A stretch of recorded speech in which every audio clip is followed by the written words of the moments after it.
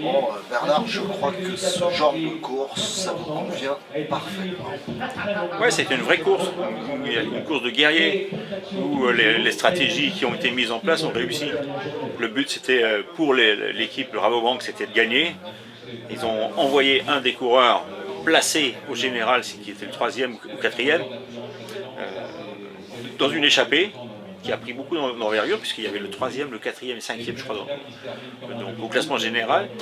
Et Yann Guillot, lui, se retrouvait tout seul. Il avait simplement son équipe, puis son équipe qui était fatiguée. Il ne faut pas l'oublier, qu'ils sont là depuis le départ. Et tous les jours, les autres les ont obligés à travailler. Et ils ont porté l'estocade aujourd'hui. Il était piégé dans la mesure où il avait le deuxième au général, qui est aussi un Rabobank, dans sa roue. Et s'il allait chercher le premier, celui qui était devant, c'était un autre qui attaquait. Donc, mais il faut quand même lui tirer notre chapeau à Yann Guillot, parce que ce qu'il a fait tout au long de ce parcours, ce qu'il a fait aujourd'hui, quand il avait 2 minutes, il est ressorti tout seul.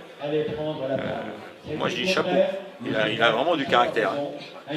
Donc ce final, c'est un final, on peut dire, digne de la course que nous essayons de mettre en place, c'est-à-dire une course reconnue au niveau international. Ben, je parlais tout à l'heure avec le coureur de la Wallonie, je cours avec des pros, parce qu'il fait des courses avec des pros, il n'y a pas autant d'intensité que ce qu'on a vu aujourd'hui. Lui, ça fait 8 jours qu'il est là, il a dit je vais aller faire les 4 jours de Dunkerque et il risque de marcher. C'est vraiment une vraie course, quoi. Il n'y a pas de temps mort, tout le monde se relance sans arrêt, sans arrêt. Non, non, c'est vraiment une superbe course. Celle qu'on aime bien, quoi. Ouais. Des courses de mouvement où vraiment les coureurs s'impliquent un maximum, où il y a de la stratégie qui est mise en place, et puis à la sortie, il y a encore un bon vainqueur. Je pense qu'on le retrouvera celui-là.